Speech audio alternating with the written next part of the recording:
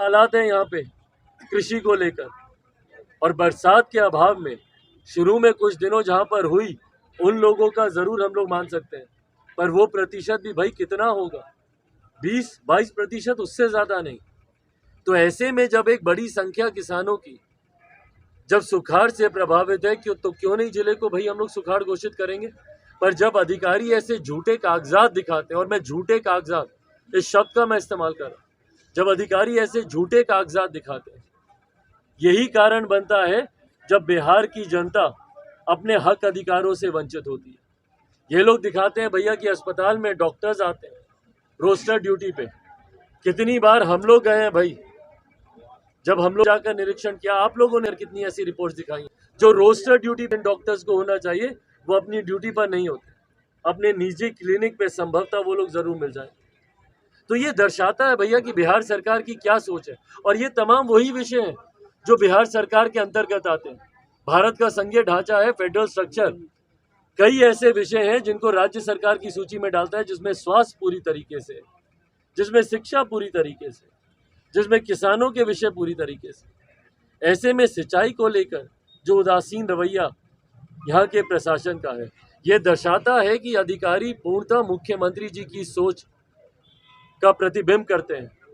जैसे मुख्यमंत्री को फर्क नहीं पड़ता बिहार में विकास से, वैसे ही उनके अधिकारियों को फर्क नहीं पड़ता कि जमुई जिले की जनता जिए या मरे। वो बंद कमरे में बैठ के अपने कागज आपके सामने दर्शा देंगे। आप वो रिपोर्ट देखिएगा जो हमारे पास जो पेश की गई है, उसके हिसाब से इससे ज़्यादा खुशहाल जिला कोई नहीं हो सकता। इनकी रिपोर्ट के हिसाब से बिहार से ज़्यादा खुशहाल प्रदेश कोई नहीं हो सकता। जबकि रह रहकर कई ऐसी अनियमितताएं हैं जो सामने आती हैं, जिस पे अगर हम लोग तत्परता ना दिखाएं, हम लोग के कार्यकर्ता वॉलंटियर्स के तौर पर जाकर अगर इन लोग के गलत कार्यों का अगर निरीक्षण ना करें और इनको जवाबदेह ना बनाएं, तो आज की तारीख में बिहार के हालात वैसे ही इतने बदतर हैं, बद से बदतर और हालात हो जाएं जिस तरीके से इन लोगों का रवैया है। पर बहरहाल हम लोग लगे हुए हैं निरंतरता में, दिशा की बैठक के माध्यम से और व्यक्तिगत बातचीत के माध्यम से भी, ताकि जल्द से जल्द तमाम विकास के जितने भी कार्य हैं उसको हम लोग गति दें। लक्ष्य देश के प्रधानमंत्री ने 2047 का रखा है, देश को एक विकसित राज्य बनाने का, देश को एक विकसित देश बनाने का। और हमारा देश तभी विकसित बनेगा जब देश का हर एक प्रदेश विकसित बनेगा, और जिसमें कहीं ना कहीं सबसे बड़ा गतिरोधक बिहार है। बिहार को जिस तरीके से विकास की राह पर आगे बढ़ना चाहिए, बनिस्बत बाकी राज्यों के बिहार तो वैसे नहीं बढ़ पाया। बिहारियों को देखिए हर क्षेत्र में आगे, मीडिया हाउसेज में आप जाकर देखिए बिहारी सबसे ऊंचे पदों पर हैं, आप अस्पतालों में जाकर देखिए एचओडी वहाँ पे बिहारी हैं, बिजनेस हाउसेज में जाकर देखिए सीओ सीएफओज वहाँ पे बिहारी हैं, आप हर एक क्षेत्र में देखिए, नीडलेस टू से आईएएस आईपीएस ऑफिसर्स सबसे ज़्यादा बिहारी। तो जब बिहारी इतना आगे, तो मेरा बिहार इतना पीछे क्यों छूट गया भैया? क्यों पलायन होता है बिहार से? बच्चों की देखिए कोटा में क्या हालत हो रही है, किस तरीके से वहाँ पे कोटा में बच्चे जा रहे हैं और उनको प्रताड़ित किया जाता है, और वो आत्मदाह करने के लिए वो मजबूर हो जाते हैं। क्यों जाना पड़ता है भैया मेरे बच्चों को कोटा? क्यों पटना या जमुई या भागलपुर या मुजफ्फरपुर, क्यों ये शहर एजुकेशनल हब नहीं बन सकते? पर उस दिशा में कोई बात ही नहीं करता। और इसीलिए जब 2047 में हम लोग विकसित देश के निर्माण की हम लोग बात करते हैं, ज़रूरी है बिहार जैसे राज्य भी। और ऐसे में बिहार के नेतृत्वकर्ताओं को, नीति निर्धारकों को जात पात धर्म मजहब से उठकर और दलगत राजनीति से उठकर ज़रूरी है ये लोग देश के हित में फैसला लें, नेशन को सबसे आगे रखकर, नेशन फर्स्ट की सोच के साथ ये लोग काम करें, तभी हम लोग अपने प्रदेश को भी विकसित बनाएंगे और देश को भी विकसित बनाएंगे। सीएम दिल्ली गए, नीतीश कुमार दिल्ली गए, और मीडिया से ये खबरें आ रही हैं कि उनको तवज्जो न मिला केजरीवाल से, न ही अगर किया जाए तो खड़गे से। क्या कहना चाहेंगे इस पर? भाई अब हमको नहीं पता कि हकीकत क्या है क्या नहीं। बार बार हम कह रहे हैं कि मुख्यमंत्री आंख दिखाने गए थे, जानकारी तो यही दी गई थी। आंख उन्होंने अस्पताल में भी दिखाई, और आंख उन्होंने दिखाने का प्रयास किया जब वो श्रद्धेय अटल जी की समाधि पर जब वो गए। मुख्यमंत्री जी को इतने सालों में तो याद नहीं आई अटल जी की, आज उनको पुनः अटल जी की याद आ रही है। ये अविश्वास है।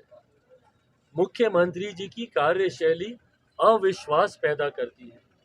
जब वो एनडीए में रहते हैं तो महागठबंधन की इफ्तार पार्टियों में जाते हैं, जब वो महागठबंधन में रहते हैं तो एनडीए के नेताओं को वो श्रद्धांजलि देते हैं, उनको वो याद करते हैं।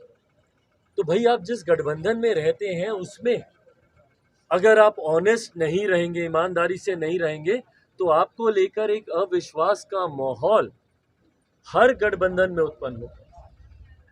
और जो ये कहा जा रहा है कि उनको तवज्जो नहीं दिया जा रहा, संभवतः नहीं दिया जा रहा होगा भाई, क्योंकि 2 दिन से वो दिल्ली में बैठे हैं। गए होंगे तो भाई नेताओं से मुलाकात, कल तो केजरीवाल जी का जन्मदिन भी था, दिल्ली के माननीय मुख्यमंत्री जी का, उनको बधाई देने तक के लिए नहीं बुलाया गया। तो ये कहीं ना कहीं चिंता का विषय तो है ही। कांग्रेस के नेता अगर उनसे मुलाकात, अब मुझे नहीं पता कि मुलाकात पहले से निर्धारित थी नहीं थी, पर दिल्ली में आराम करने तो मैं नहीं मानता कि वो गए होंगे आराम करने, क्योंकि एम्स में डॉक्टर को दिखाने के बाद उनका कोई कार्यक्रम कल सामने तो आया नहीं। बट बहरहाल मुझे नहीं पता हकीकत क्या है, बट हाँ, जिस तरीके से उनकी कार्यशैली है वो अविश्वास का माहौल ना सिर्फ गठबंधन के साथियों के भीतर पैदा करता है, बल्कि बिहार की जनता के भीतर। बार बार 2-2 बार आपने जनादेश का अपमान किया। 15 का जनादेश महागठबंधन के लिए सरकार आपने एनडीए के साथ चलाई, 20 का जनादेश एनडीए के लिए सरकार आप महागठबंधन के साथ चला रहे। तो ये अविश्वास बिहार की जनता के प्रति भी, बिहार की जनता के मन में भी आपके प्रति मुख्यमंत्री जी उत्पन्न होता है, जब आप इस तरीके से आप गलत कार्यशैली आप अपनाते हैं, जब आप अपने ही गठबंधन को धोखा देने की नीयत के साथ जब आप कदम उठाते हैं। एक और सवाल है कि जो कांग्रेस ये भाजपा के नेता हैं जायसवाल जी, उन्होंने कहा है कि बिहार में हिंदू जो है सुरक्षित नहीं है, उनका हाल उसी तरह से है जिस तरह से पाकिस्तान में हिंदुओं की हाल है। ये संजय जायसवाल का ये बयान है। देखिए, कई ऐसे घटनाएं तो सामने आई हैं जिसमें हिंदू वर्ग के लोगों को सबसे बाद उनका कोई कार्यक्रम कल सामने तो आया नहीं। बट बहरहाल मुझे नहीं पता हकीकत क्या है, बट हाँ, जिस तरीके से उनकी कार्यशैली है वो अविश्वास का माहौल ना सिर्फ गठबंधन के साथियों के भीतर पैदा करता है, बल्कि बिहार की जनता के भीतर। बार बार 2-2 बार आपने जनादेश का अपमान किया। 15 का जनादेश महागठबंधन के लिए सरकार आपने एनडीए के साथ चलाई, 20 का जनादेश एनडीए के लिए सरकार आप महागठबंधन के साथ चला रहे। तो ये अविश्वास बिहार की जनता के प्रति भी, बिहार की जनता के मन में भी आपके प्रति मुख्यमंत्री जी उत्पन्न होता है, जब आप इस तरीके से आप गलत कार्यशैली आप अपनाते हैं, जब आप अपने ही गठबंधन को धोखा देने की नीयत के साथ जब आप कदम उठाते हैं। एक और सवाल है कि जो कांग्रेस ये भाजपा के नेता हैं जायसवाल जी, उन्होंने कहा है कि बिहार में हिंदू जो है सुरक्षित नहीं है, उनका हाल उसी तरह से है जिस तरह से पाकिस्तान में हिंदुओं की हाल है। ये संजय जायसवाल का ये बयान है। देखिए, कई ऐसे घटनाएं तो सामने आई हैं जिसमें हिंदू वर्ग के लोगों को सबसे ज़्यादा टारगेट किया गया है। बहरहाल अपराध अनियंत्रित है बिहार में, इसमें कहीं कोई संदेह नहीं है, जिसमें हर जात पात धर्म मजहब के लोग हैं। पर अगर उसमें अगर आप देखें तो एक हिंदू समाज के लोगों की संख्या कंपेरेटिवली तो बहुत ज़्यादा है। आप अनुसूचित जाति की देखेंगे तो उसमें और भी ज़्यादा है।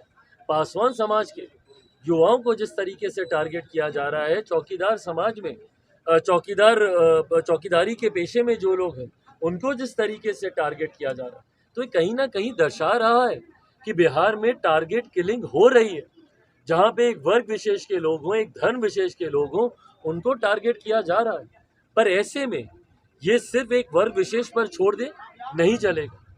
पूरे बिहार की जनता आज की तारीख में भय के माहौल में जी रही है, क्योंकि अपराधियों का मनोबल इतना ज़्यादा बढ़ गया है। भाई मुख्यमंत्री, एक अनन्य मार्ग के आसपास चेन स्नैचिंग की अगर घटना हो रही है, मुख्यमंत्री के घर के आवास के आसपास आप जाइएगा तो एक अधिकृत घेरा वहाँ पे बना दिया गया है कि ताकि मुख्यमंत्री जब वॉक पे निकलें तो उनके साथ कोई ऐसी अप्रिय घटना नहीं हो, क्योंकि उनके बहुत क्लोज क्वार्टर्स में ऐसी घटना हो गई है। तो जब हमारे प्रदेश के मुख्यमंत्री सुरक्षित नहीं, जो कि प्रदेश के हमारे गृह मंत्री भी हैं, तो ऐसे में भैया असुरक्षा का भाव तो प्रदेश की हर जनता के मन में उत्पन्न होना स्वाभाविक है। सर, आप 10 साल से सांसद है जमुई का, और जमुई का जो हवाई अड्डा उसका हाल बेहाल है, अतिक्रमण किया जा रहा है। भाई इसके लिए हम लोग प्रयासरत हैं। हम लोग भी चाहते हैं कि कनेक्टिविटी का एक मजबूत स्रोत है ही, और उस पर जल्द से जल्द उसको भी अंडरटेक किया जाए। कई ऐसे राज्य हैं, कई ऐसी 20 सिटीज़ हैं देश की, जिसको पहले और सेकंड राउंड में उसको प्राथमिकता पे उसको उठाया गया है। मुझे उम्मीद है आने वाले दिनों में जमुई को भी उसमें लिया जाए।